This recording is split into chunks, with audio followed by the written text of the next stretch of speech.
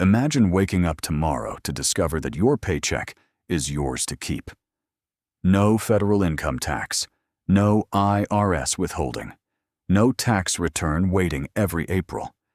It might sound impossible today, but for more than 120 years, that's exactly how the United States operated. From George Washington to Abraham Lincoln, Americans lived in a nation without a permanent federal income tax. Yet the government still built roads, defended its borders, expanded westward, and survived its early years. So what changed?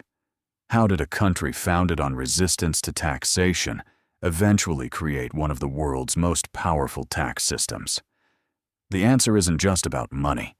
It's a story of revolution, political ambition, constitutional battles, economic transformation, and a civil war that nearly tore the nation apart. This is the story of how America got the income tax. A nation born from taxation. To understand America's income tax, we first have to go back to the nation's birth. During the 1760s and 1770s, Britain's Parliament imposed new taxes on its American colonies. Measures like the Stamp Act and the Tea Act were designed to raise revenue after years of expensive wars. To British leaders, these taxes seemed reasonable. To many colonists, they represented something much more dangerous. The colonies had no elected representatives in Parliament, yet they were expected to finance decisions they had no power to influence. The phrase, "no taxation without representation," quickly became the rallying cry of a growing resistance movement. Taxes were no longer viewed as simple financial policies. They became symbols of political control. When the American Revolution finally erupted in 1775, the fight wasn't only about independence, it was also about limiting the power of government over ordinary citizens. Those lessons would shape the country's financial system for generations. The Founding Fathers' vision. When the Constitution was written in 1787, America's founders faced a difficult challenge. The new federal government needed money. It had to pay soldiers, maintain a navy, operate courts, repay debts from the Revolutionary War. But many Americans feared giving the federal government unlimited taxing authority. They had just escaped one powerful government. They didn't want another. Instead of creating a system based on taxing personal income, the founders chose different sources of revenue. The federal government relied mainly on tariffs, taxes placed on imported goods entering American ports. Every ship arriving from Europe paid duties on cargo before unloading its merchandise. The government also collected excise taxes on certain products made or sold inside the country. Unlike today's income tax, these taxes were indirect. People paid them when purchasing goods, rather than having money deducted directly from their earnings. For decades, this approach worked remarkably well. America remained a relatively small nation with a limited federal government. Trade expanded rapidly. Imports flowed through busy ports like New York, Boston, Philadelphia, and Charleston. As long as commerce continued growing, tariff revenue funded most government operations. For ordinary Americans, there was no annual tax return, no IRS, no federal income tax deducted from wages. The system reflected exactly what many of the founders wanted: a national government with limited financial reach into citizens' everyday lives. Alexander Hamilton's financial gamble. One man played a larger role in shaping America's early finances than almost anyone else: Alexander Hamilton. As the nation's first Secretary of the Treasury, Hamilton inherited a country drowning in debt. The Revolutionary War had left both the federal government and individual states owing enormous sums of money. Foreign governments wanted repayment. Investors demanded confidence. Without financial stability, the young republic might collapse before it truly began. Hamilton proposed an ambitious solution. The federal government would assume the state's debts, establish a national banking system, and generate reliable income through tariffs and carefully selected excise taxes. His plan was controversial. Some feared it gave Washington too much power. Others believed it favored wealthy northern merchants over southern farmers. But Hamilton argued that strong public finances would strengthen the nation itself. Congress ultimately approved much of his program. The result was one of America's first stable financial systems. Yet not everyone accepted these new taxes quietly. The Whiskey Rebellion. In 1791, Congress imposed an excise tax on distilled spirits, including whiskey. For many farmers on the western frontier, whiskey wasn't simply a drink. It functioned as a valuable commodity that was easier to transport than bulky grain. The new tax hit these communities especially hard. Many believed the government had once again become too powerful. Tax collectors were threatened. Government officials faced violent resistance.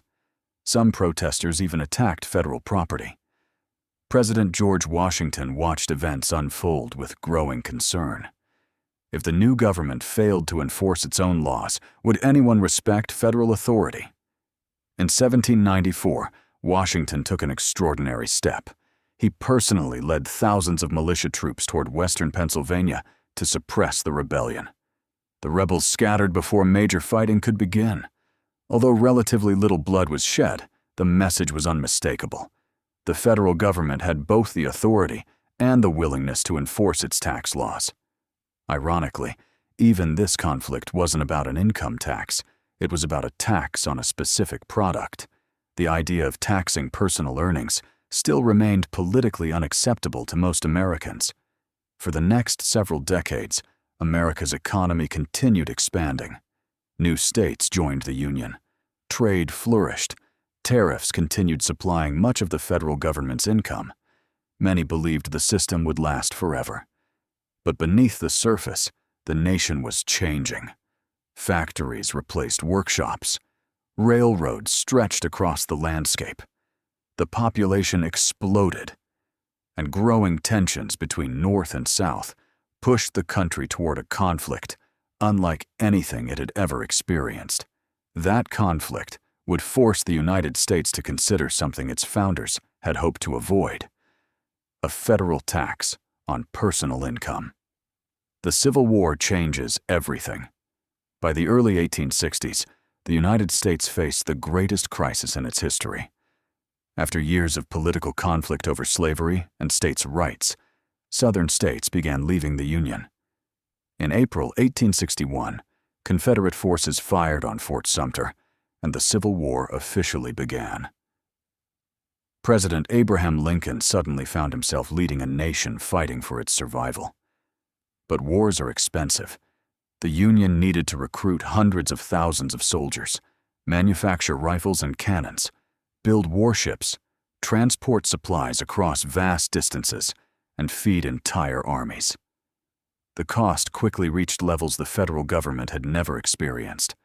For decades, tariffs had provided most of Washington's income, but wartime trade slowed, and tariffs alone could no longer finance the conflict. The government faced a difficult choice: either borrow enormous amounts of money or find a completely new way to raise revenue. For the first time in American history, lawmakers seriously considered taxing citizens based on what they earned. It was a controversial proposal, but many believed the survival of the nation depended on it. America's first income tax. In 1861, Congress passed the nation's first federal income tax. It was modest by today's standards and intended to be temporary. The following year, lawmakers replaced it with the Revenue Act of 1862, creating a more organized tax system and establishing the Office of the Commissioner of Internal Revenue, the organization that would eventually become today's Internal Revenue Service, or IRS. For many Americans, this represented an extraordinary change. Instead of paying taxes only when purchasing imported goods or specific products, citizens were now asked to contribute directly from their personal income. The tax mainly affected higher earners, while lower-income workers paid little or nothing. The government also introduced standardized forms, tax collectors, and new administrative systems to ensure compliance. For the first time, The federal government had a direct financial relationship with individual citizens. It was a dramatic shift from the vision many of the founding fathers had imagined. Yet few people complained loudly. The nation was fighting for survival. Most Americans accepted the tax as a necessary sacrifice to preserve the Union. A temporary solution, or so they thought. When Confederate General Robert E. Lee surrendered at Appomattox Courthouse in 1865, the Civil War finally came to an end. The Union had survived. The government had collected millions of dollars through the temporary income tax. But once peace returned, many Americans expected the emergency measures to disappear. They argued that the federal government no longer needed extraordinary wartime powers. Gradually, Congress reduced the income tax, and by 1872, it had been completely repealed. For a brief moment, it seemed history had come full circle. The United States once again operated without a permanent federal income tax. Many believed the experiment was over forever. But America itself was changing in ways few people could fully understand. The Gilded Age and growing inequality. The decades after the Civil War became known as the Gilded Age, a period of astonishing economic growth. Railroads stretched across the continent. Factories produced goods on an unprecedented scale. Oil fields transformed the energy industry. Steel built America's rapidly growing cities. And fortunes unlike anything the country had ever seen were created. Industrial giants such as John D. Rockefeller, Andrew Carnegie, and J.P. Morgan became symbols of American capitalism. Supporters celebrated innovation and opportunity. Critics, however, saw a different picture. Many factory workers endured long hours, dangerous conditions, and low wages, while a small number of businessmen accumulated enormous wealth. As the gap between rich and poor widened, political pressure began to grow. Many reformers argued that tariffs placed a heavier burden on ordinary consumers because imported goods became more expensive. They believed the wealthiest Americans should contribute a larger share of government revenue instead. The idea of a permanent income tax, once considered politically impossible, slowly returned to the national conversation. The Supreme Court says no. In 1894, Congress passed another federal income tax aimed primarily at higher-income Americans.